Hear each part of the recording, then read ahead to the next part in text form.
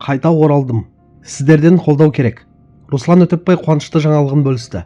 Елге белгілі журналист, тележүргізуші Руслан Өтепбай әлеуметтік желідегі парақшасында көпшілікке қуанышты жаңалығын бөлісті. Бұл туралы Алаш.кз сайты хабарлайды. Журналист бұрынғы жұмыс орны Еуразия бірінші арнасына қайта оралғанын айтты. Алғашқы бағдарламасы Атыраудағы трагедияға арналатынын жеткізді. Ардақты ағайын, сіздерге айтар қуанышты жаңалығым бар.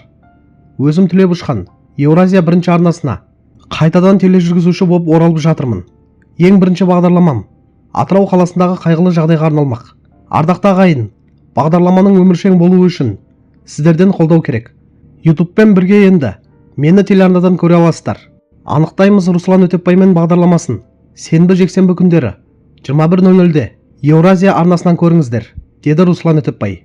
Қадірлі көрермендер, Руслан Өтепбайдың қайтадан Еуразия бірінші арнасына оралуы көп көрермен үшін жақсы жаңалық деп ойлаймын. Себебі ол соңғы жылдары әлеуметтік желі арқылы өзінің аудиториясын қалыптастырып үлгерді, түрлі зерттеу жасап, қоғамдағы күрделі мәселелерді көтеріп жүрді. Енді сол тәжірибесін үлкен телеарна алаңында жалғастырса, бағдарламаның ауқымы да, әсері де кеңейе түсуі мүмкін. Әсіресе алғашқы шығарылымын Атыраудағы қайғылы оқиғаға арнауы жауапкершілігі жоғары тақырыпты таңдағанын көрсетеді. Жалпы журналист үшін қай ортада жүрсе де сенім ең маңызды нәрсе. Көрермен шынайылықты күтеді. Егер бағдарлама расымен фактіге сүйеніп, эмоцияға емес, нақты дерекке жұмыс істесе, өз көрерменін табады деп сенемін.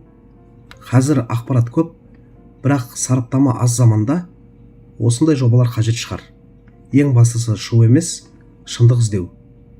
Қарапайым халыққа түсінікті тілмен асыра сілтеме жеткізсе, бұл жоба өміршең болады деп ойлаймын.